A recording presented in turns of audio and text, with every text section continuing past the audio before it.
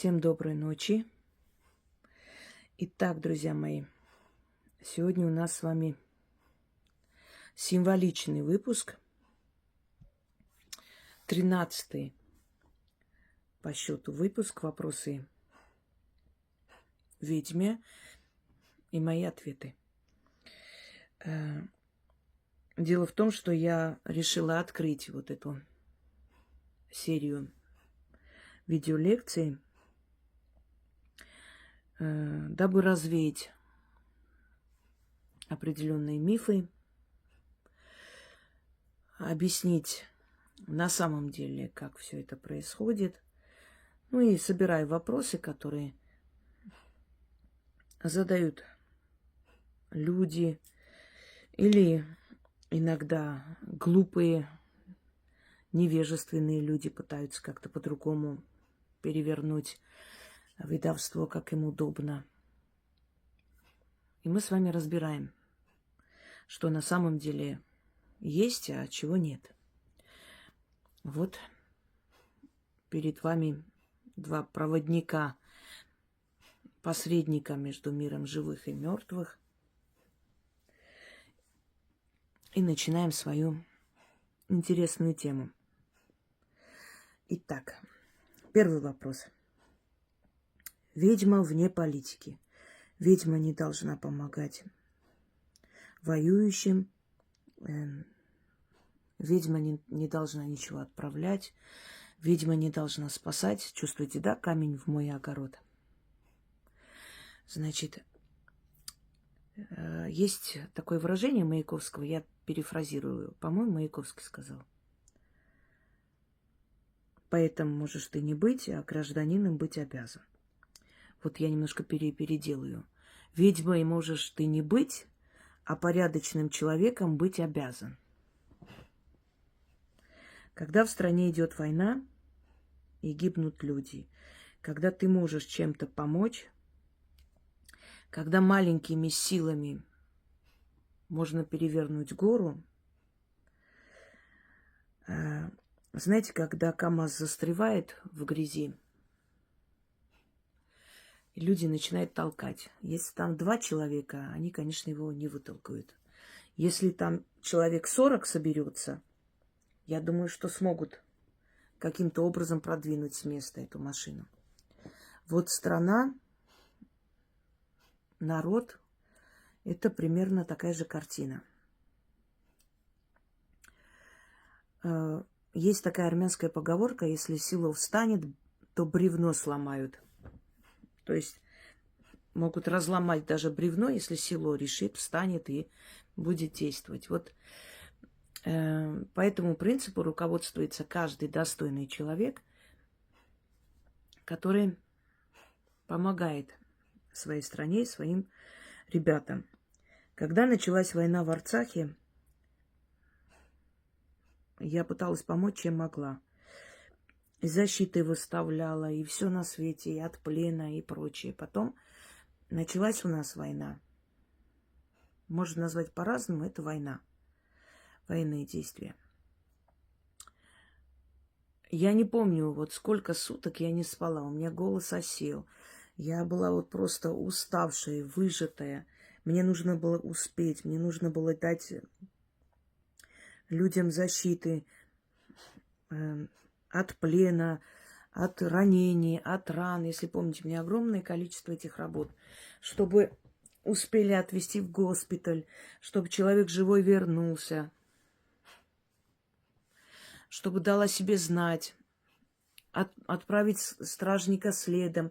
Все эти работы имеют в основу многовековые поверья, знания ведунов, которые жили до нас. Лягушкин прутик, значит, заговор ратный и так далее. Это все было дано для того, чтобы наши ребята вернулись живыми. Может быть, кому-то было суждено уйти, даже невзирая на эту защиту. Если кому-то было прям суждено уйти ни в какую значит, кто-то ушел. Может быть, допускаю, что кому-то не помогло, даже если делали.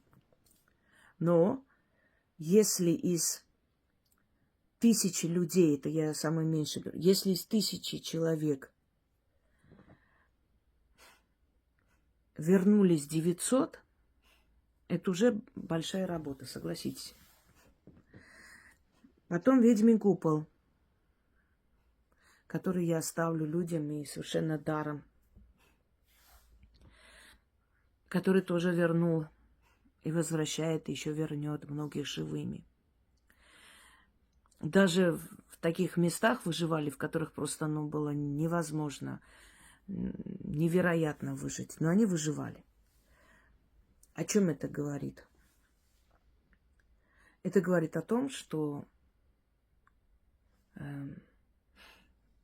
ведьма не может быть вне политики, вне тех событий, которые происходят. Да, многие ведьмы предпочитают вообще не лезть ни в политику, ни куда-либо еще, а управлять процессами, сидя дома, пользуясь своим мастерством, своими знаниями, управлять этими процессами. И это гораздо интереснее, на самом деле, чем лезть в ту же самую политику, как вы имеете в виду. Но это совершенно иное. Однако хочу вам сказать, что среди коронованных особ было очень немало тех, кто обладал определенными способностями, особенно те, которые, можно сказать, по какой-то чисто случайности заняли престол. И среди этих людей было множество, которые обладали определенными знаниями, тайнами, которые интересовались, которые искали тайные книги. Хочу еще напомнить вам, что сказал Сталин про ведьм. Когда-то спросил, верят ли в ведьм, и когда ответили, что нет, Иосиф Виссарионович, это же все глупости, он сказал, это вам кажется, что глупости. А вот флот могучего испанского императора потопили женщины, которых вы, может быть, за порог бы не пустили. То есть этот человек знал и понимал, он все-таки духовную семинарию окончил. И этот случай тоже есть в истории, потому что если бы они смогли захватить Англию в очередной раз, то началось бы определенные... То есть началась бы инквизиция, как всегда, опять же, снова, как это было при Марии Кровавой. Есть еще в истории такой случай, когда датский флот потопили. Тоже считается, шабаш ведьм собрались и потопили флот датчан, которые на Ирландию, по-моему, напали, да. Огромное количество историй, в которых фигурируют колдуны и ведьмы, которые ставили защиту, которые говорили, что надо начитать, чтобы сын или дочь или отец, неважно, вернулись воюющие люди, живые, и к ним ходили и ставили эту защиту. И были люди, которые воевали и обладали определенной энергией, определенной силой. Те же якутские шаманы, которые и сейчас воюют. И во время чеченских войн, первой, по-моему, чеченской, когда камлание, значит, проводили камлание. Кстати, вот фильм «Грозовые ворота». «Грозовые ворота», по-моему, называется. Да. Сейчас не помню, да, кажется так. В этом фильме, это фильм основан на реальных событиях. Там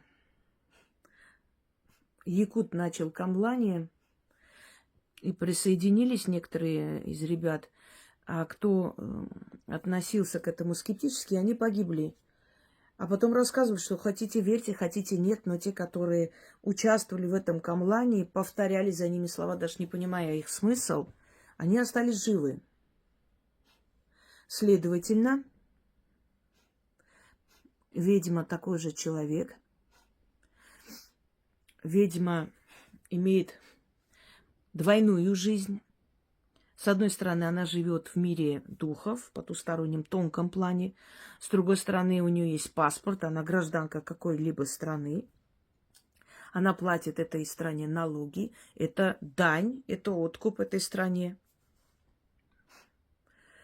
Она просит за эту страну. Она помогает тем, кто эту страну оберегает и вносит свою лепту. Поэтому говорить о том, что ведьма вне политики, могут говорить либо враги, которые хотят упрекнуть ее тем, что она помогает тем, кто воюет за свою страну, либо люди невежественные и те, которые сами не способны и не собираются ничего делать для этой победы общей, для того, чтобы оправдать свою несостоятельность, а порой и свою грязную душу, они просто говорят, что ведьма не должна это все делать. Кто определяет, ведьма, что должна и чего не должна? Где какой-то кодекс или закон, где написано, что должна ведьма, а чего не должна ведьма? Ведьма – это такой же человек. Есть определенные законы магии, которые нельзя переступать, которым нужно следовать. Это в магии. А в жизни ведьма поступает так, как ей подсказывает совесть. Вот и все. Конечно, можно ни черта не делать и презрительно говорить о людях воюющих. И тем более политикой не занимаюсь, но можно, конечно, но не стоит. Потому что ведьма как раз тот человек, она как берегиня, она мать. Мать этой природы, живых существ. Она бережет, она пытается их спасти, вернуть их живыми. А следовательно, она вмешивается в это все. Почему бы нет? Это какое-то выражение рабское, выражение бессилия. Например, одна особа, называя себя ведьмой, говорит, что часто делает ритуалы там, где погибли ребята. Значит, это кладбище неопознанных тел. И таких тоже есть много, к сожалению, которые уже, то есть никто не обращался за ними, или они как без вести пропавшие числятся, и хоронят иногда, если такие кладбища, это братские могилы.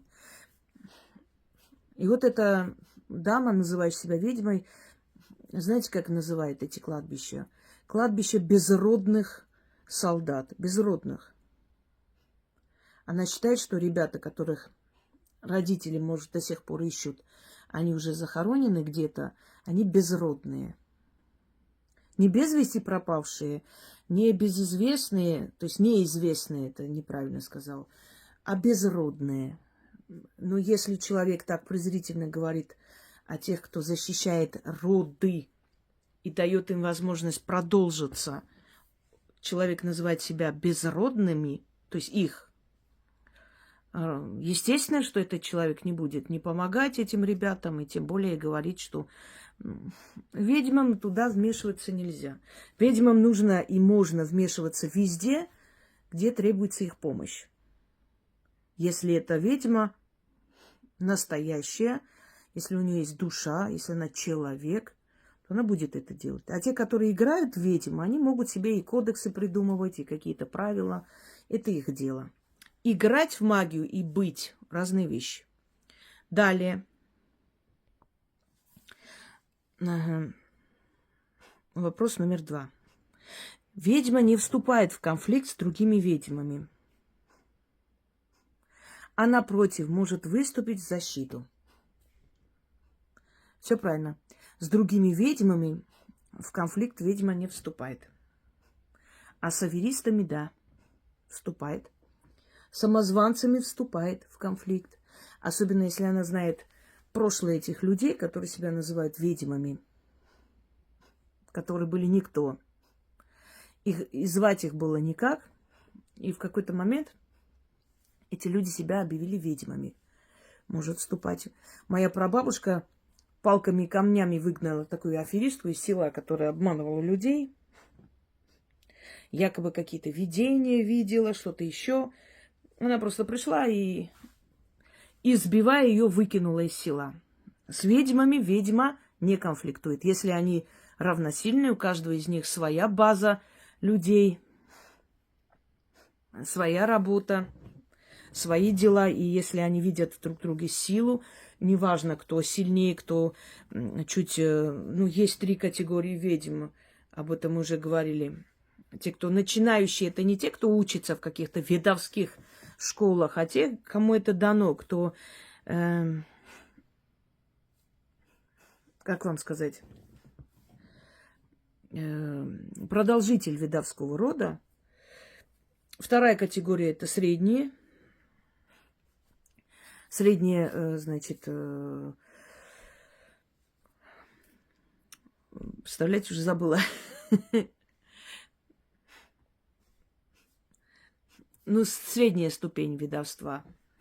И основное количество ведьм – это средняя ступень, среднее звено, да. Основное количество. Они не создают ничего, они просто пользуются тем, что есть, этим работают, успешно весьма работают, и они могут быть очень прославленные ведьмы, вполне. Но просто они ничего не создают, они ничего не оставляют после себя, ничего не делают, не пишут и так далее. Есть высшее звено ведьм. Высшее звено ведьм – это ледоколы, это те, которые...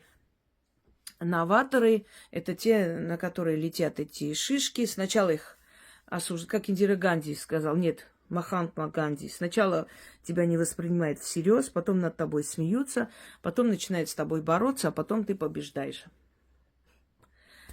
Сначала смеются, вот алтари появились, ай, смерть, зачем это надо?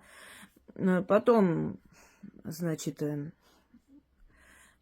статуи и прочее, зачем это надо, начали бороться. А потом все начали то же самое делать, скопировали. А потом уже ты оказалась впереди, да, новатор. Ты создала определенную линию колдовства, которым все начали пользоваться. Это новаторы, это воинствующие ведьмы по жизни. И они создают и оставляют. Вот их наследием пользуются другие. Это не означает, что они лучше или хуже. Вот они такие, они впереди идут. Поэтому они высшее звено ведьм. Вот, собственно говоря. Так что я согласна, да. Ведьмы с ведьмами не конфликтуют. Но когда ведьма видит аферистов, которые меняют из себя непонятно кого, то может поставить на место. И то, когда ее трогают. В остальных случаях ей вообще плевать на этих аферистов. Я бы даже сказала, молодцы, что они есть. Как раз, знаете, как говорится, они портят, мы исправляем. Они нам помогают заработать. Но если аферисты, конечно, переходят грань, то приходится их отхлестать пару раз этим крапивой по заднице. Дальше.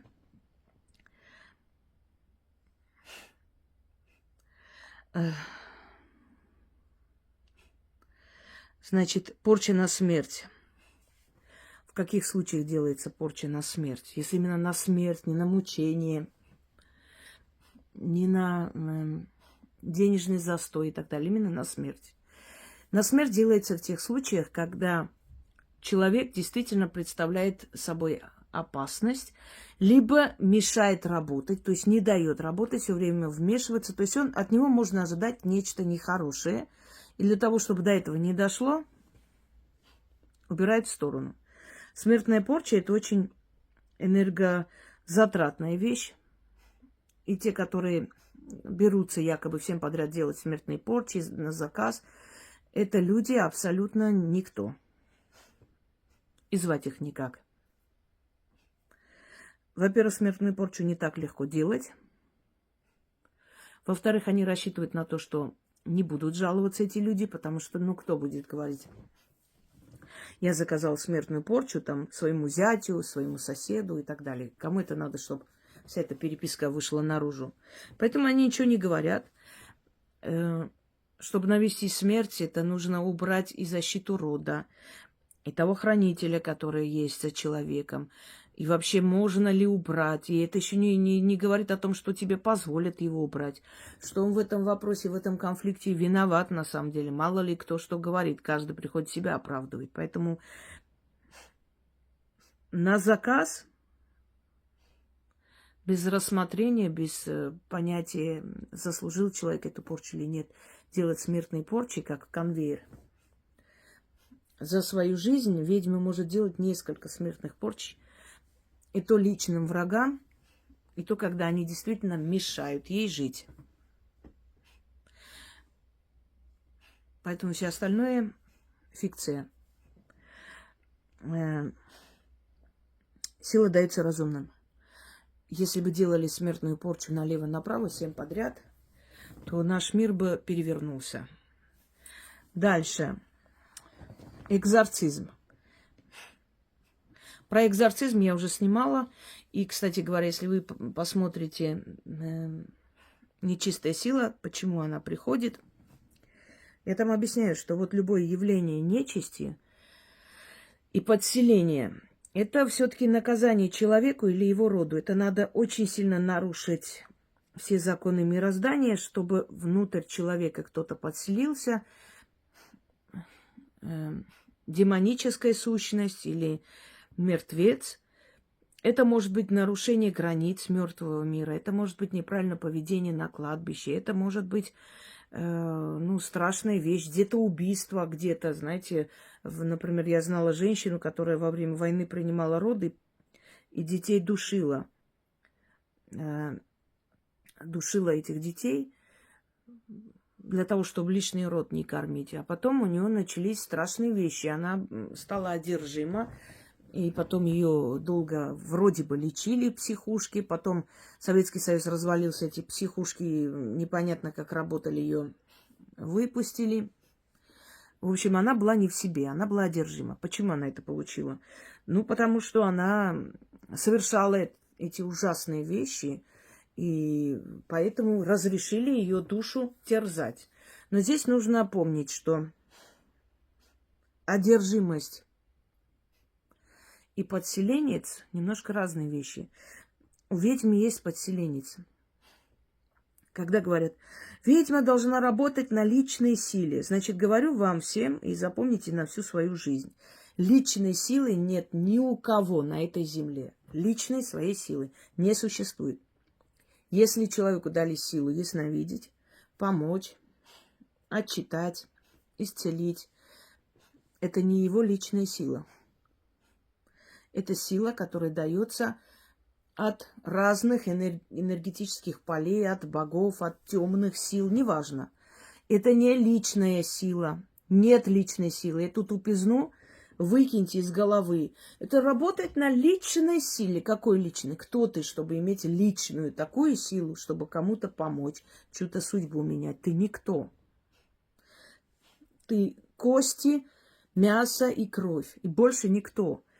Вот все, что у тебя есть, это дано извне. Как дано, так и отбирается. Это может быть. Хотя ведьмы до конца своей жизни остаются ведьмами. Ну, это так, к примеру. Поэтому личной силы не существует. И если ведьма работает, у ведьмы есть подселенец. У всех ведьм есть подселенец. Если это настоящая ведьма.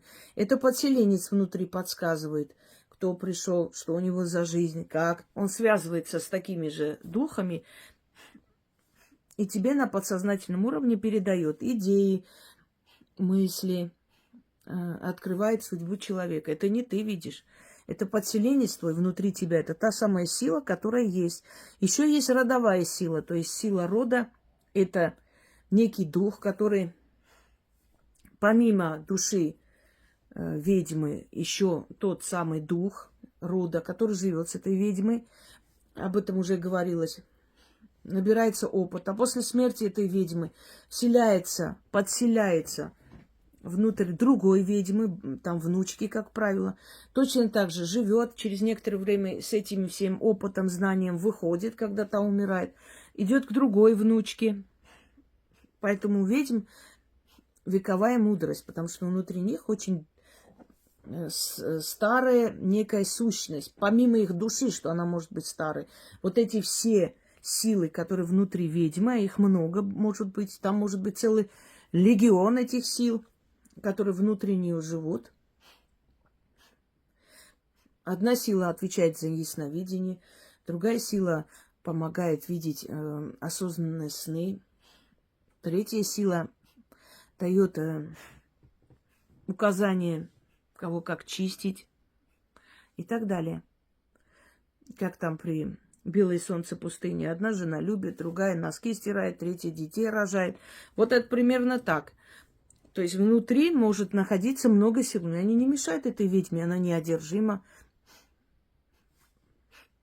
Она какими-то другими голосами не разговаривает, столы не переворачивает. Нет, она живет обычной жизнью. Просто ей дано видеть больше, чем другим. Внутри него подселенец. Есть люди, внутри которых подселенцы. И они не мешают им жить. Любая сила, любой талант, любое знание – это подселенец. Эта сила приходит, подселяется внутрь человека. У человека появляется или с рождения рождается внутри него, помимо его души. И у человека есть дар писать картины. Это тоже дарование. Да, тебя могут учить, направить, но это внутри тебя должно быть. Очень хороший врач, у которого чутье, как лечить, у него тоже может быть подселение. Это сила, это дух, который живет внутри человека. Вот когда говорят гений, кто такой гений? Согласно древнегреческим легендам, это дух, который несет в себе знания, тайные знания, талант, который дан не всем. Вот он гений. Вот у человека есть свой гений, свой дух подселенец. Когда говорят высокий дух у человека, или он духовно просвещенный человек, внутри него есть та сила, которая живет в этом человеке, помимо его души, и вот это все умение, он может играть хорошо, подселенец подсказывает, помогает имитировать какие-то голоса, помогает сориентироваться, что в этот момент сказать, какую мимику применить. Да, учат, направляют, дают правильное направление тому таланту, который уже есть у человека, но у него подселенец. Понимаете? Поэтому не нужно думать, что любой подселенец – это проклятие. Это религии ввели вот этот страх. Потому что религиям, в принципе, нужны были послушные, тихие люди, без особых там претензий, желаний. Поэтому любого талантливого человека обвиняли в связи с дьяволом и так далее. Вот о чем речь. А одержимость – это когда дух приходит, подселяется не для того, чтобы помочь, дать талант, знания, а подселяется для того, чтобы мучить. Вот тогда он одержимость, да. Это бродячие духи, это мертвецы, это демоны безумства, которые начинают крутить человека, он ведет себя неадекватно, говорит разными языками и разными голосами. Жуткое зрелище. А что касается алкоголиков, что с алкоголиков можно выгнать подселенца, вылечить одержимость, ну, я вас умоляю. Эти духи, эти подселенцы как раз приходят и селятся из-за того, что человек переступает закон Вселенной. У него нетрезвый мозг. Он живет неправильно, поэтому разрешает его мучить. Как только он перестает это делать, это подселение само уходит. Но если человек алкоголик, с него это снять невозможно. Оно может притаиться внутри некоторое время, если это очень сильный экзорцист. Он может внутри притаиться, через некоторое время опять начинается, если алкогольный бес. Это всю жизнь надо этого беса гнать. Нахер кому это интересно? Кому интересно? Я лично берусь за те работы, которые мне интересны. Не потому, что я хочу или... хочу, имеется в виду, некоторые пишут, вот вы можете, значит, умеете или не умеете? Умею, не умею, это другой вопрос. Я могу уметь, естественно.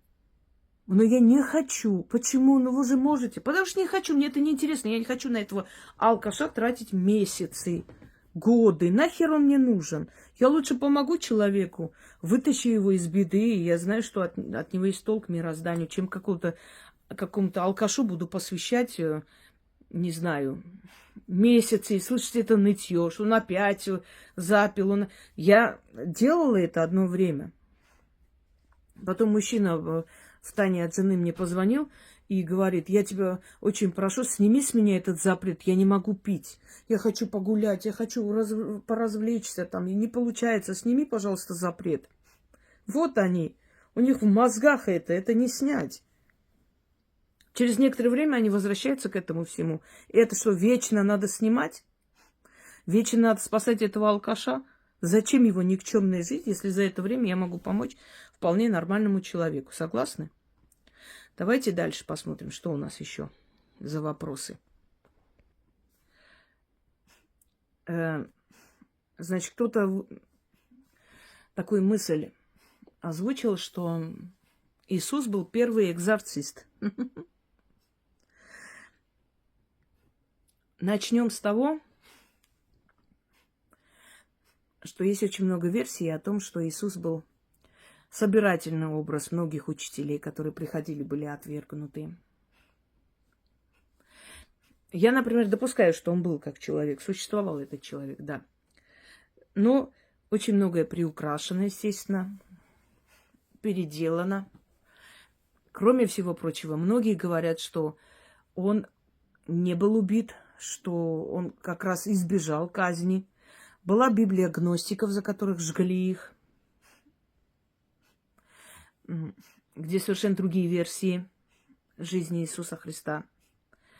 Нет, Иисус не был первый экзорцист, потому что если бы данная особа читала несколько книг в своей жизни, то она знала бы, что в Древней Вавилонии были целые школы, в которых изучали магию, и Вавилон считался родиной магии. Женщины, которые происходили оттуда, если брали замуж, то обязательно им в приданое давали магические атрибуты. Вот настолько магия там была, скажем так, частью жизни людей. И те вавилонские жрецы очень часто изгоняли духов из дома, внутри людей.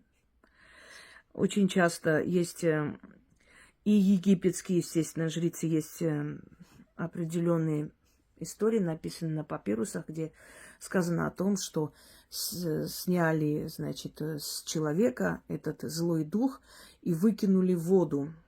Ну, начитали, естественно, перенесли туда, выкинули в воду на крокодила, которого поймали и привязали к берегу. После чего разрезали эти веревки, и крокодил уплыл, но на следующий день эти изумленные сельчане увидели, что на этом озере, значит, возле Нила, там такие озерки были иногда, их больше становилось, когда Нил поднимался, потом отодвигались воды, и они оставались. В общем, в этом озере этот крокодил уничтожил, сожрал, убил всех, все живое, что там было, начиная от рыб, заканчивая другими крокодилами. Настолько этот злой дух внутри этого крокодила не мог найти себе покоя.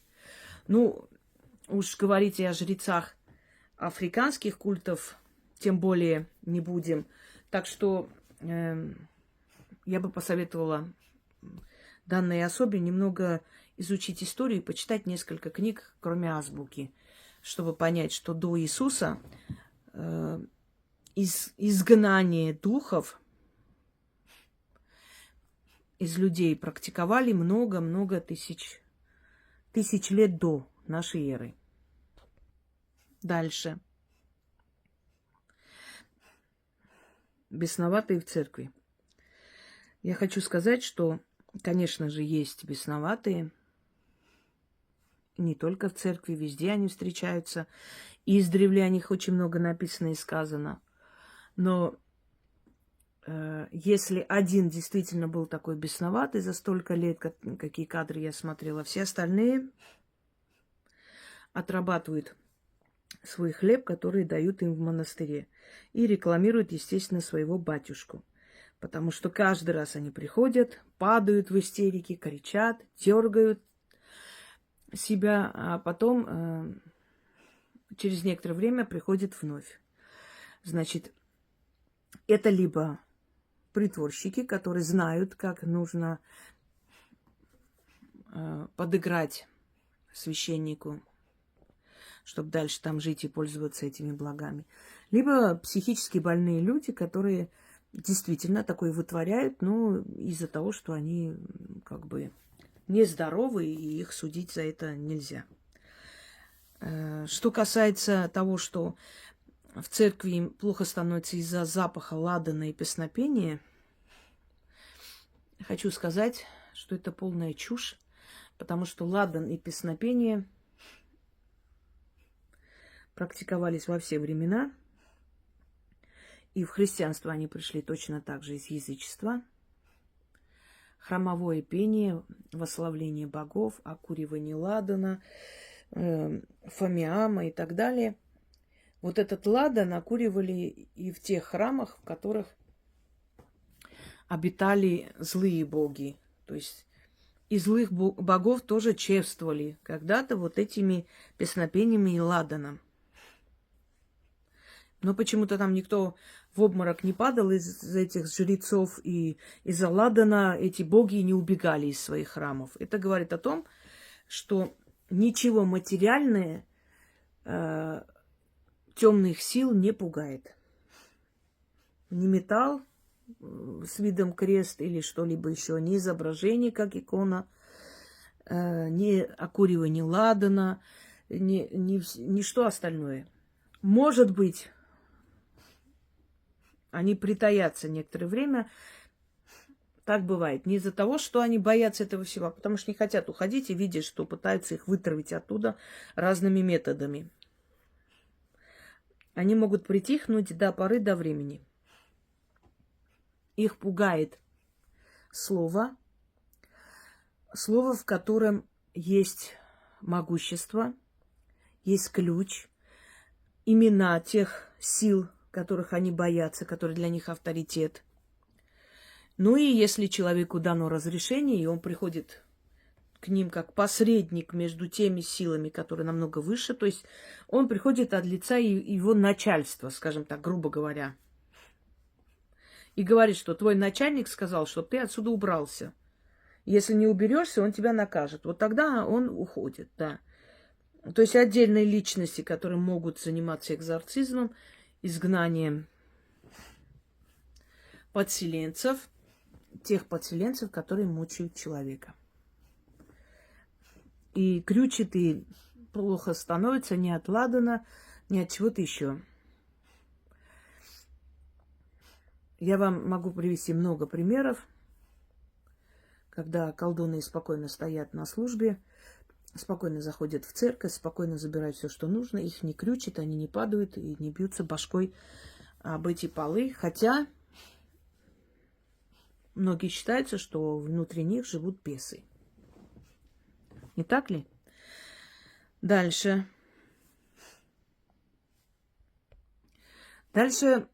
Данная особа утверждает, что в церквах работают малоумные люди.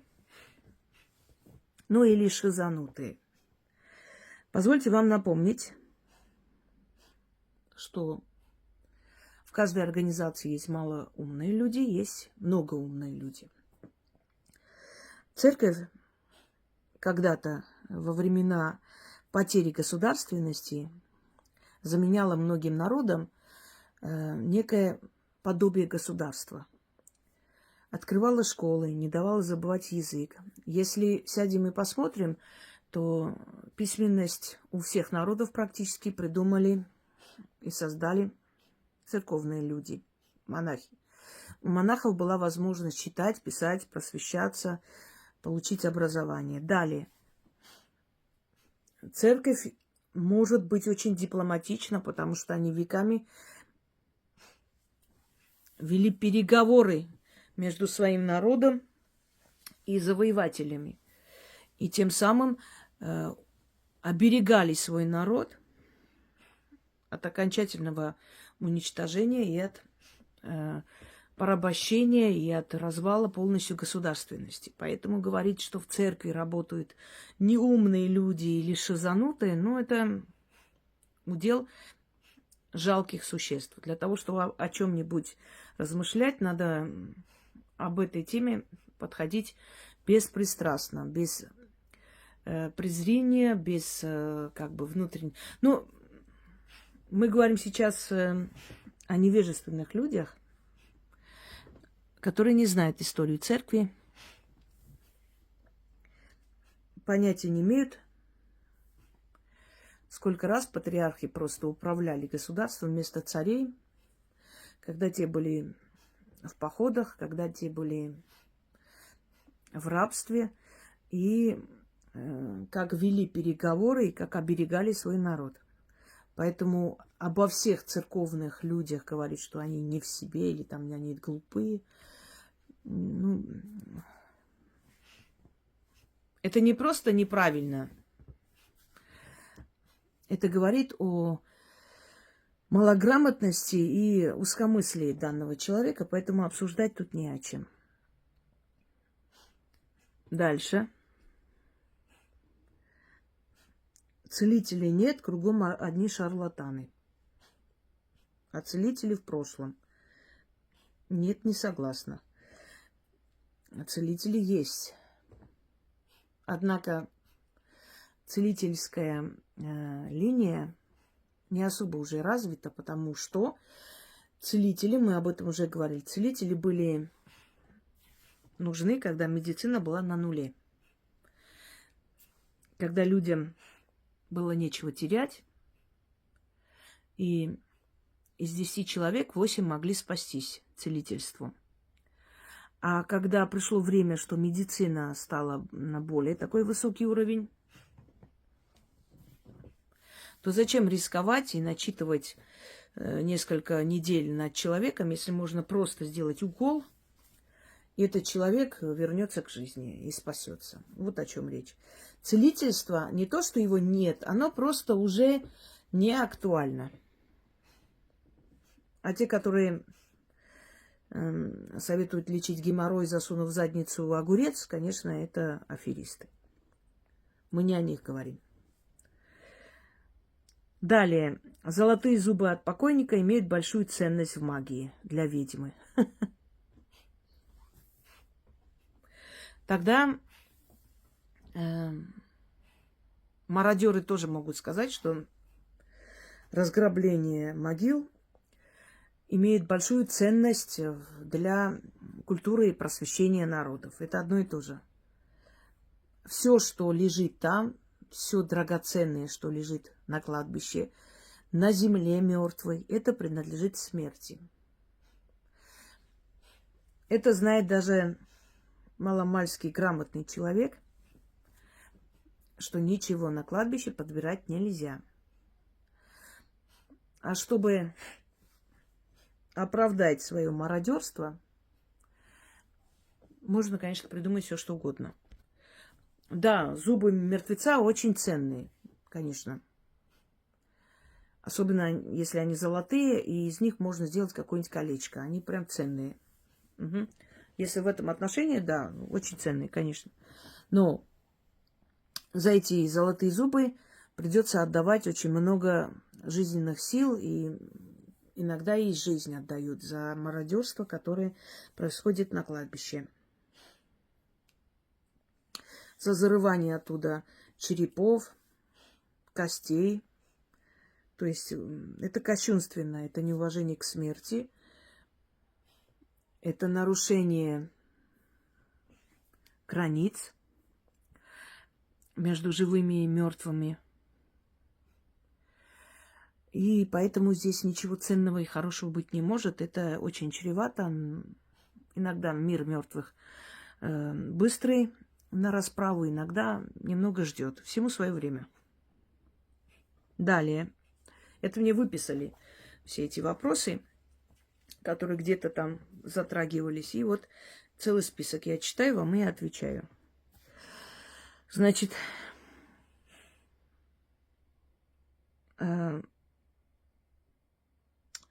Это правда, что ведьма должна поститься перед проведением каких-то работ? Каких-то работ, да, но не всегда и не обязательно.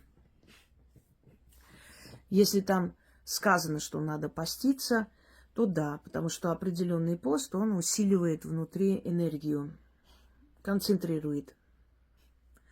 Ну, в этом я не вижу очень важной темы, которую нужно обсуждать. То есть это просто так говорить, навряд ли люди поймут, зачем, почему. Если где-то надо, да. Но это не обязательное условие. Дальше. Гибель ведьмы. Значит, ведьму должны покидать силой, стражники. Человек становится кормом для нечистников и кровожадных. То есть это не смерть, а просто конец ведьмы. Ну, фигня полнейшая. Ведьма, как из мафии, может уйти только вперед ногами из ведовства. Если это настоящая ведьма. Она не может оставить эти силы, она не может оставить свою профессию. Она может только до конца своей жизни служить этим силам. Потому что ее привели, ее научили. Это не ее выбор, ее никто не спрашивает. Нет такого, что покидали силы ведьму. Это смешно. Эти силы с ней всегда. Ведьму могут наказать только в одном случае. Если накажут, это не силы заберут, а убьют ее. Только в одном случае, если она перестает служить силам. Вот в этом случае ведьму могут наказать. То есть допустят, чтобы с ней случилось нечто нехорошее. И то проучат и вернут. Если она перестанет заниматься своим делом, если она больше будет, скажем, развлекаться, чем работать, потому что она родилась в этот мир для того, чтобы работать. Она не должна уделять времени больше, чем работе, никому и ничему, даже своей семье. Если она не соблюдает такие правила, то ее могут пожурить, но отнять силу никто не может. Ну и стражники ее тоже не покидают.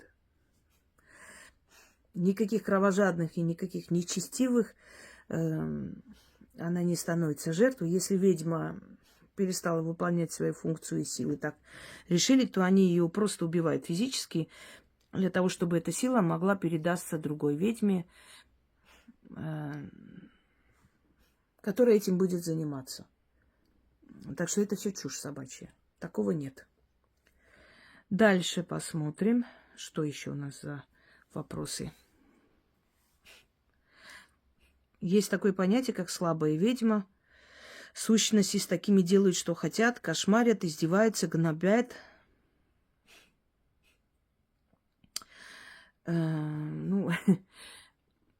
Идиотизм полнейший. Это либо ведьма, либо не ведьма. Слабых, сильных и прочее мы не делим. Это не в слабости, не в силе. Кому-то дано больше, кому-то определенное количество чего-то. То есть кто-то может с мертвыми работать, кто-то видит будущее, снимает порчи, создает работы и так далее. А кто-то может просто эти работы взять и просто чисткой заниматься, и больше ничего не делать. Вот и все. Здесь не в силе и слабости, а в том, кому сколько дано. Кому дано больше, кому дано средне, кому дано мало. Значит, сущности гнобят, кошмарят, издеваются, ерунда полнейшая. Сущности могут кошмарить и очень сильных личностей из-за чего-то, что-то пытаются сказать мир духов или мир мертвых. Где-то может допустить ошибку, где-то может отнестись безалаберно, не думая о своей защите.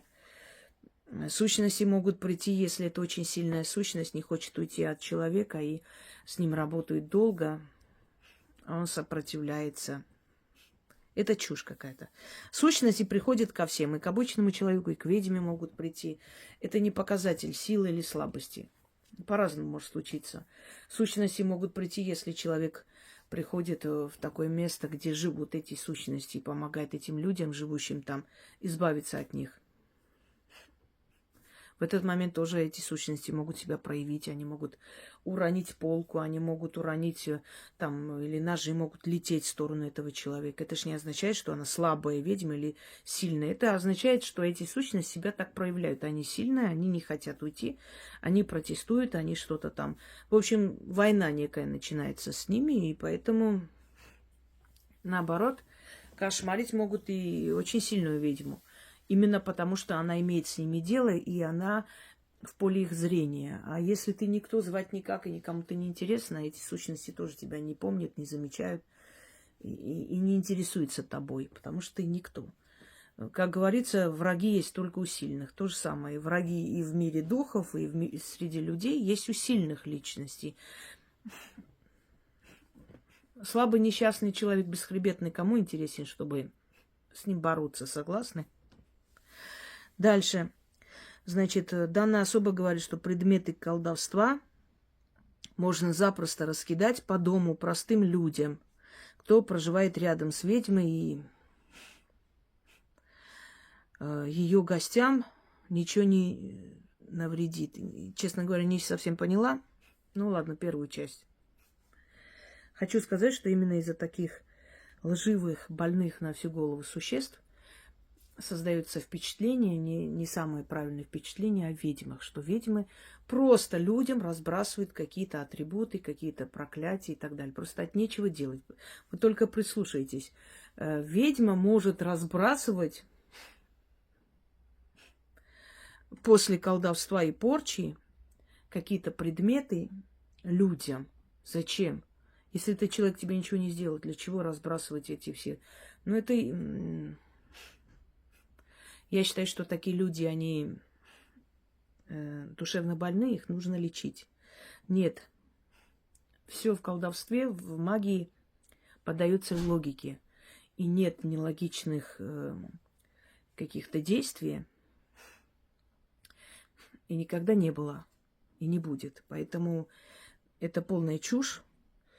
Ничего никуда не разбрасывается. Это утилизируется, убирается по-своему. И невинным людям это никогда не подбрасывают.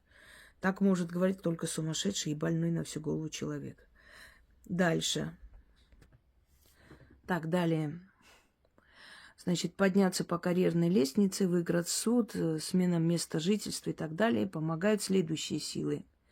Боги, мертвые, бесы, духи. Но это мной уже сказано давно. Зачем это говорить? Ничего нового тут не сказано, да. И боги помогают, и мертвые могут помочь, и бесы могут помочь, если нужно, и духи, и прочее.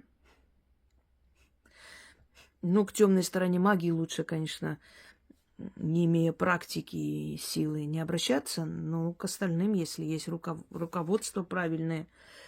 И что здесь нового было сказано? Ничего. Далее, ведьма берется делать приворот, никаких гарантий на все на волю сил. Ну, не согласна. Если никаких гарантий нет, так можно всем говорить. Никаких гарантий нет, но я ведьма. А где гарантия, что ты ведьма? Ну, бывает, да, что силы не хотят, не решили, но гарантии не нужно давать, но самая большая гарантия – это имя человека. Это результаты, которые были до этого. Вот это гарантия. Но если ни имени, ни результатов нет, ну, тогда я бы не стал доверять таким людям и платить деньги, заранее зная, что ничего не получится. На открытие дорог любовь, деньги каком-то процентном расчете гарантии можно дать. Это не бухгалтерия. Процентный расчет сюда, процентный расчет туда. Еще раз говорю, самая лучшая гарантия – это результаты твоих работ за эти годы, ну и опыт. Приворот можно снять чисткой, если человек еще не отработал, может и не получиться. Отработал чего? Ну, это тоже один из фишек аферистов. Ты еще не отработал свою карму. Ну, если не отработал изначально, не берись за это, раз видишь, что не отработали. Нет, обычной чисткой не снимается приворот. чушь собачья. Есть чистка именно приворота. Приворот закрепляется очень сильно, если это делает профессионал. И обычной чисткой ее не снимают. Там много всяких снятий, которые нужно пробовать, чтобы полностью приворот снять. Приворот делают через кладбище, тогда на кладбище снимают. Приворот делают через кровь, тогда кровью снимают. Там много чего еще. Ведьма может ждать закат, перестанет быть ведьмой, будет просто писателем и блогером. Опять камень в мой огород, сказала, что я хочу написать и исторические романы, о которых давно думала. Ну, значит, все, я перестану быть ведьмой, буду писателем. Идиотизм полный. Вы знаете, вот это лепят людей, которые пытаются тебя выставить в плохом свете. То есть это люди, которые все подгоняют под свой конфликт. Такие люди не могут никогда никого победить. Такие люди не могут быть авторитетными личностями, потому что ко всему нужно относиться беспристрастно, еще раз повторяюсь. Ведьма не может быть такой. Ведьма не может жить возле леса. У ведьмы не могут быть собаки-кошки. Если есть собаки-кошки, это не ведьм. И у ведьмы куклы быть не могут. У ведьмы не может быть так. Ведьма там не должна фыркать. Ведьма не должна... Если все подгоняется под твой образ, чтобы назвать, что ты не ведьма, это уже, то есть это не беспристрастно, это не честно, это просто желание кого-то выставить не ведьмой. Значит, хочу понять, что значит закат ведьмы?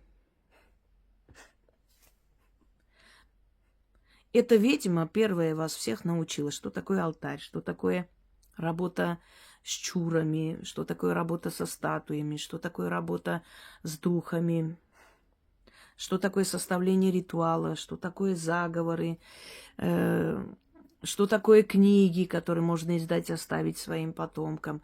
Значит, она свой закат переживает тем, что у нее огромное наследие после нее оставлено. Не знаю. Первый раз слышу, чтобы человек, которого знают такое огромное количество людей, пользуется его работами, у этого человека закат. Мне кажется, наоборот. Чем старше становится ведьма, тем она более востребована, тем она более интересна. А то, что она может написать книги любые, хоть картины писать помимо своей работы, почему бы нет, они все заряжены этой силой ее. Я считаю, что это чушь. Блогер. Ничего позорного в блогерстве не вижу. Любой, у кого есть канал, он блогер. Отчасти. И что? А эта дама, которая говорит, она не блогер, у нее нет канала, а где она вещает? Они все сидят по своим каналам и говорят, что это позорно. Очень странно, правда? Ну тогда закройте свои каналы, не будьте блогерами. Зачем вы пришли блогерами становиться? Это весьма примитивно звучит, потому что если ты перечисляешь качество другого человека, называя это неправильным, но свои качества, свою жизнь, свое понимание правильным, то аргументируй это. А так просто вот у нее там, если она любит черный носить, она плохая. Если у нее есть украшения, она плохая. Если у нее есть книги, она нехорошая. Если у нее статуэтки есть, это плохо. Идиотизм полный. Так. Дальше.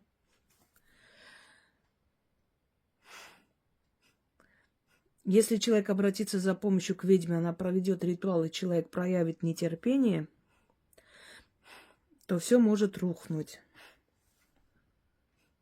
Например, даже если человек задаст вопрос после работы, когда он получит результат, то ответить может быть... ответ может быть никогда.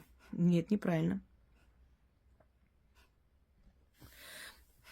Если ты права, если ты на своем месте, если ты делаешь то дело, которое понимаешь, то тебя не раздражают никакие вопросы. Почему? Потому что прежде чем начать, ты обговариваешь полностью, как это должно быть, что чувствует человек, каким образом, что этому человеку надо будет провести помимо твоей работы, что тебе нужно провести и так далее. Ты обговариваешь полностью. Если человек чего-то не понял, можно этот вопрос прояснить. А говорить, раз ты спрашиваешь, когда результат, то значит никогда, ну это очень удобно, конечно. Ой, ты спросила, когда результат, все рухнуло из-за тебя, я здесь ни при чем. Это что за работа, которая может рухнуть из-за одного вопроса? Это все равно как дом рухнет, если человек просто спросит, а двери почему криво стоят? Ой, вот ты вот так сказал, теперь дома нет у тебя. Все, до свидания, я пошел. Ну, чушь, рассчитанная на дураков. Подклад в виде крыла голубя на разлад, на ссоры, потому что голубь – птица мира. Очень интересно. Голубь – птица мира, но крыло голубя может привести к ссорам. По-моему, нелогично, правда? Сахар, он сладкий, но если его перемешать в чай, то будет горький вкус. Почему? Ну, потому что так надо. Ну, если на крыло голубя что-то наговорить и подкинуть, может, и будет ссора. Если на шерсть кошки и собаки что-то наговорить и подкинуть, будет ссора. Если на песок наговорить и подкинуть, будет ссора. Если на землю из перекрестка что-то наговорить и кинуть, будет ссора. Это чушь собачья. Просто так оно не случается из-за того, что подкинули что-то. Там должна стоять программа. Должны начитать. Могут дать бриллиантовое кольцо, очень дорогое, но после этого люди разойдутся. Вот начитали на это кольцо. Это зависит от той программы, которую внедрили в эту вещь, а не от того, что какая она и для чего. Дальше. Дом можно почистить на расстоянии, как и человека. Ну, об этом я говорила. Сначала эти все магуи выступали, орали, что такого быть не может, это невозможно. Потом, когда сами решили стать магуями, они решили не ведьмами, а магуями стали. Они, значит, начали говорить, что можно чистить. Ну да, можно чистить, только не все умеют, не все знают как. А говорить, конечно, можно. Подклады голыми руками трогать нельзя, их нужно предать земле или сжечь. Ну, это все знают. Мальски просвещенные люди все знают, что их голыми руками трогать нельзя. Если, конечно, они не поняли, что это подклад. Если они поняли и тронули. Но даже если они сожгут и кинут в воду или в землю или еще куда-нибудь, это не означает, что все пройдет, потому что программа уже начала действовать. Предмет может быть утилизирован, а вот программа, а вот дух, которого послали с этим подкладом, он будет действовать, его нужно будет убрать из жизни человека. Подклад в виде нательного крестика, который повесили за шкафом на гвоздике, это передали свои мучения, свой тяжкий крест таким подкладом. Символизирует распятие Христа и мучение. Ой, какие глубокие знания. Не может быть. Свои мучения можно передать не только крестиком. Ну и крестиком тоже по-всякому. Не обязательно за шкаф. Можно и подарить крест дорогой, с бриллиантами, и отдать свои мучения. Поэтому просто так не дарят. Дарят только крестные, согласно обычаям. Вот, а просто так нельзя даже своим детям дарить. Деньги дают, идите покупайте сами, но а так нельзя.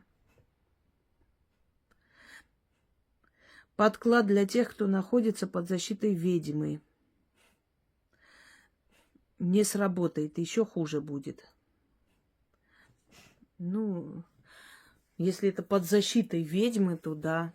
А если это фальшивая ведьма, то нет. Значит, следующий момент. Родовые бесы. Хочу сказать, что никаких родовых бесов нет.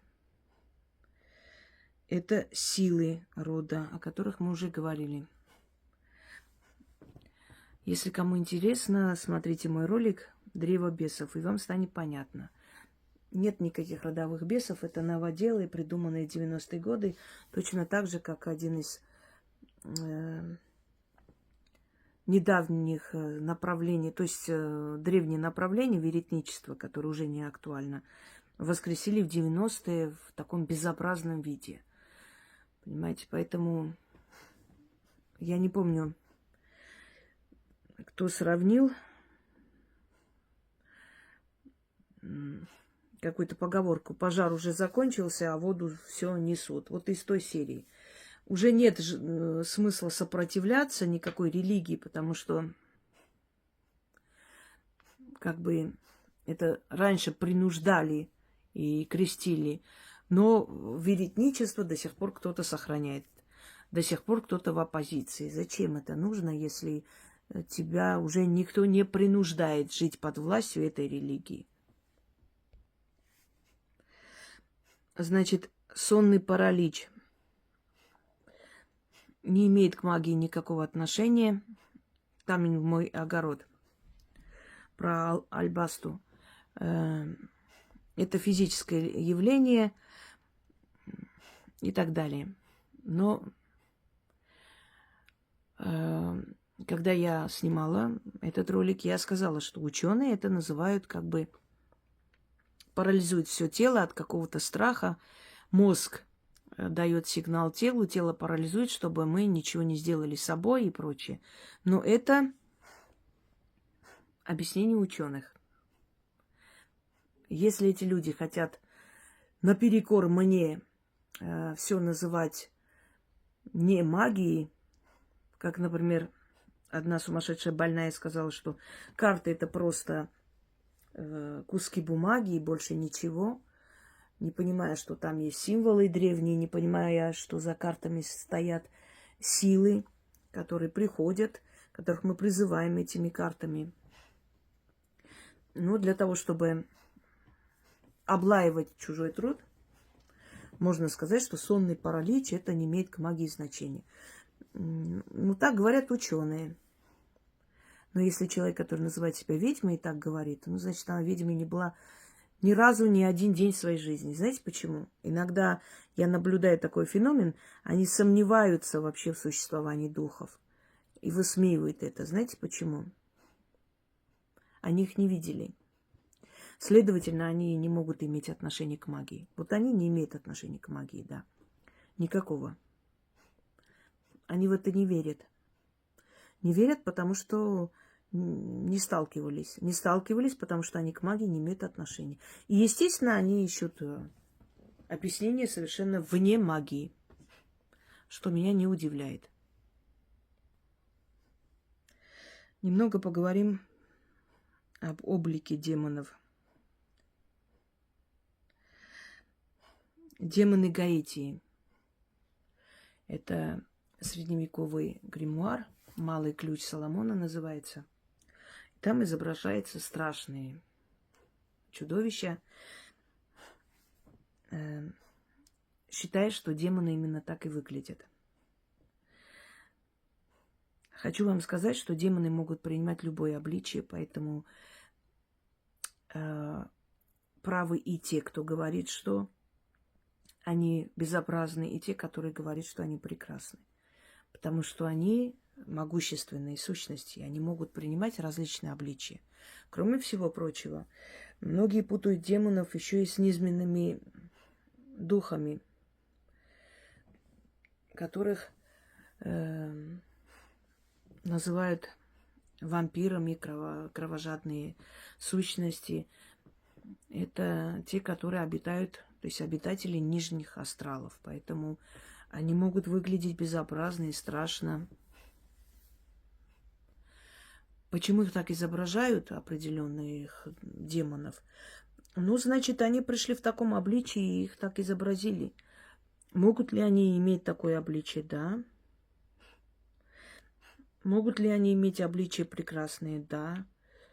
Они приходят так, как считают нужным. Поэтому именно конкретное обличие каких-то демонических сил мы не можем знать и сказать. Но если их изобразили в таком виде, я вам хочу сказать, что даже их изображение имеет определенную силу. Если их изобразили в таком виде, значит, они решили в таком виде прийти. А может быть, что некоторые из них именно в таком виде и обитают, и они такие и есть. Это возможно. Потому что это сущности потустороннего мира, тонкого плана, и мы не поймем, почему именно так они выглядят. У некоторых это способ так проявить себя, прийти в разных обличиях.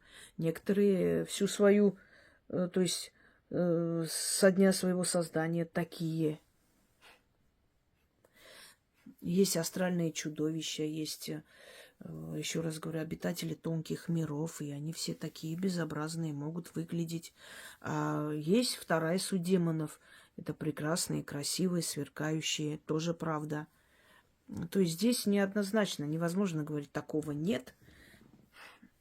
Это неправда, они вот такие. Или вот они прекрасные, не могут быть уродливые. Или нет, они уродливые, не могут быть прекрасны. Нет.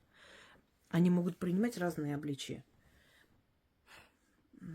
Здесь существует символизм. Если они принимают такое обличие, там обратите внимание на символ. Кто-то символизирует большую муху, кто-то символизирует когтистое какое-то чудовище, похожее на паука.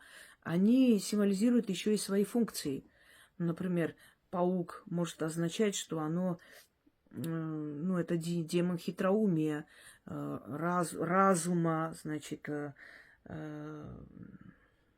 глубоких знаний, которые плетет свою паутину, куда могут попасться люди, не понимающие, что они стали, то есть попали в эти сети демонические и так далее. Ну, например, так изображали демонов, которые шефствуют, так грубо говоря, этими азартными играми.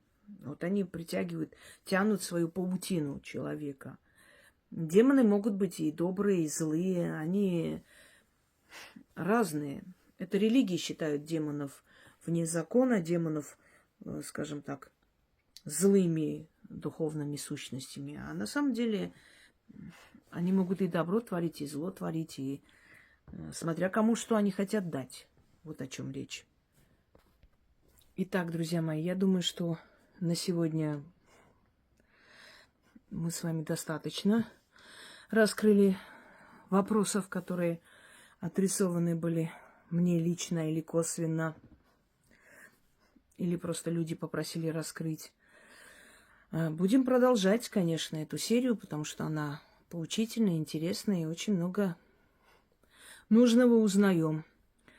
Я говорила и повторяюсь, что даже от невежд есть очень большой толк. По крайней мере, можно объяснить людям, как правильно это все бывает. Всем удачи!